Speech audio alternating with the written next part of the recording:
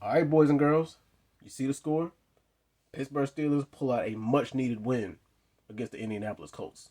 But I, much like every other Steelers fan watching, I'm sure, was like, is this going to be another game where they play good during the first half, they completely just blow it away in the second half? And for a while, it was looking that way. But Najee Harris went out with a rib or abdomen injury earlier on, probably in the late first half, early second half.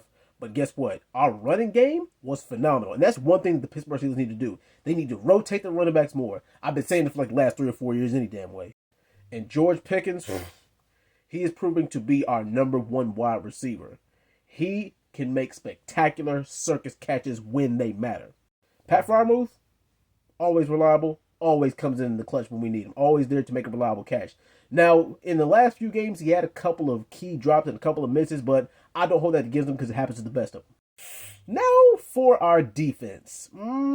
TJ Watt kind of had a little bit of a quiet game this time, but for the most part, our front seven did very, very well disrupting Matt Ryan. Now let's address the elephant in the room, our secondary. I think that's the department that we struggle in the most is, well, besides, coaching, but we'll get to that later on. But yeah, our secondary hasn't really been scary in recent years.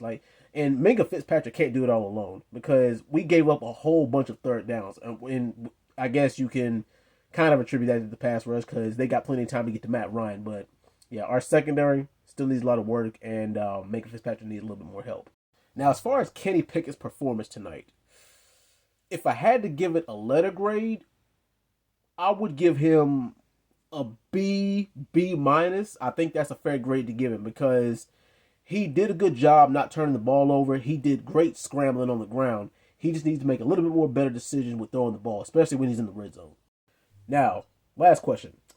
Where do we go from here, and what does this win mean for the rest of our season? Y'all know what it means? It just means that we got another W on the board and we get back to the drawing board and get ready for next week because it's just one game at a time from here, but good win tonight. The Colts, as always, they're a respectable opponent, but for the last 5 years, we've had their number, and it showed why. Anyway, let me guys know what you thought of this game.